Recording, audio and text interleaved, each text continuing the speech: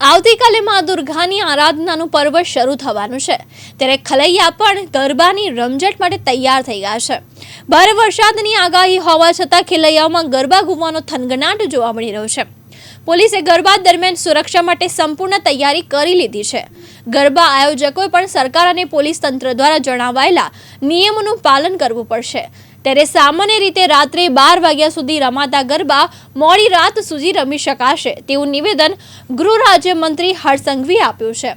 અમદાવાદ પોલીસે રાત્રે 12 વાગ્યા સુધી ગરબા રમી શકશે તેવું નિવેદન આપ્યું છે। ત્યારે ગૃહ રાજ્યમંત્રીએ પણ એક નિવેદનમાં મોડી રાત સુધી ગરબા રમી શકાશે તેમ જણાવ્યું છે। હર્ષ સંઘવીએ કહ્યું હતું કે આ વખતે નવરાત્રી વિશેષ રહેશે। માં અંબાની ભક્તિ અને ઓપરેશન સિંદૂરની શક્તિ છે। મોડી રાત સુધી ખેલૈયાઓ ગરબા રમી શકશે। પોલીસ દ્વારા પૂરતી વ્યવસ્થા કરાઈ છે। નવરાત્રીની શરૂઆત થાય છે। માં અંબાની ભક્તિ, ઓપરેશન સિંદૂરની શક્તિ, આત્મનિર્ભર બનીએ નસ નસથી મોડી રાત સુધી ખેલૈયાઓ ગરબા રમશે પૂરા હકથી। ગુજરાતની ધરતી પર માં અંબાની ભક્તિ કરનાર આ લાખો ગુજરાતીઓ મોડી રાત સુધી ગરબા રમી શકે તે માટે સંપૂર્ણપણે વ્યવસ્થાઓ કરવા માટે ગુજરાત પોલીસના સૌ જિલ્લા વડાઓ અને શહેરના વડાઓને સૂચના આપવામાં આવી છે। સૌ નાના નાના વેપારીઓ જે શહેરોમાં, જિલ્લાઓમાં રાત દિવસ મહેનત કરીને વ્યક્તિઓ નાની મોટી વસ્તુઓ બનાવતા હોય છે, કે પછી ખાણીપીણીના સ્ટોલ ચલાવતા હોય છે, આ હજારો લાખો પરિવારો માટે નવરાત્રી જ દિવાળી બની જાય તેવી વ્યવસ્થાઓ કરવા માટે બી ગુજરાત પોલીસને સૂચના આપવામાં આવી છે।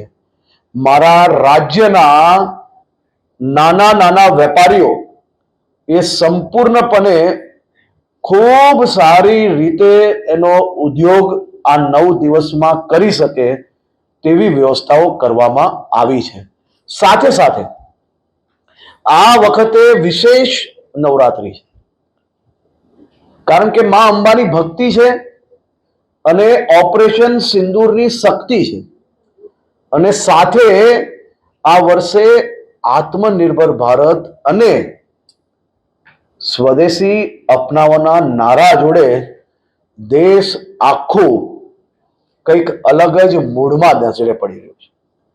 મને પૂરો વિશ્વાસ છે કે નવરાત્રીના સૌ આયોજકો જે ખાસ કરીને કોમર્શિયલ આયોજન કરે છે તે સૌ લોકો ગરબા રમવા આવતી મારી બહેન, ભાઈઓ અને પરિવારજનોને જે વ્યવસ્થાઓ છે એ સંપૂર્ણપણે વ્યવસ્થાઓ ખૂબ સારી રીતે કરશે।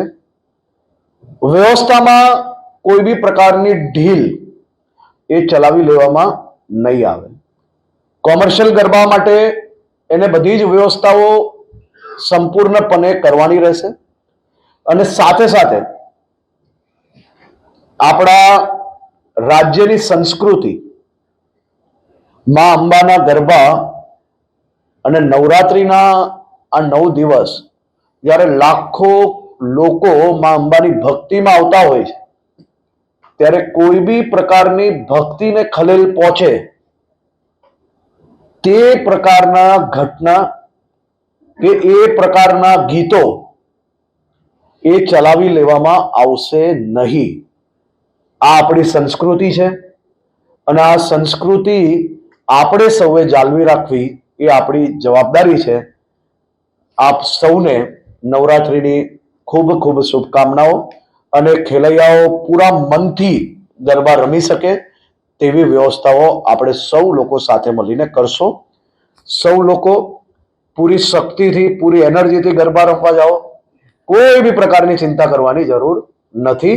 આ બધી જ સમયની વ્યવસ્થાઓ આપણે લોકો કરી રહ્યા છે, પરંતુ મારી બધી જ બહેન દીકરીઓને ખાસ કરીને વિનંતી છે કે કોઈ બી જગ્યા પર નાની એવી બી તકલીફ તમને નજરે પડે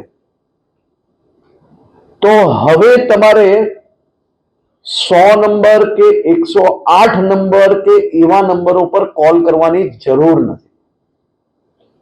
તમને નાની એવી તકલીફ પડે કે તમે એક્ટિવામાં ગયા છો અને રસ્તામાં એક્ટિવા બંધ પડી ગયું ને હવે ઘરે કઈ રીતે પહોંચશો, તમારી બધાની જ સેવામાં ગુજરાત પોલીસ ઉપલબ્ધ છે.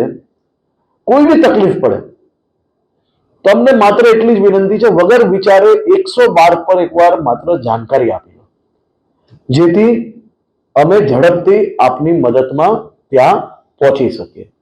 આપણે સૌએ જ્યાં જઈએ છે, માતા પિતા પરિવારજનો અને આપણા મિત્રોને એની સંપૂર્ણ માહિતી હોવી જોઈએ. એ જ પ્રકારે આપણે લોકોએ સંપૂર્ણ વ્યવસ્થાઓ અને વ્યવસ્થાઓમાં કોઈ બી ગેરવ્યાજબી લોકો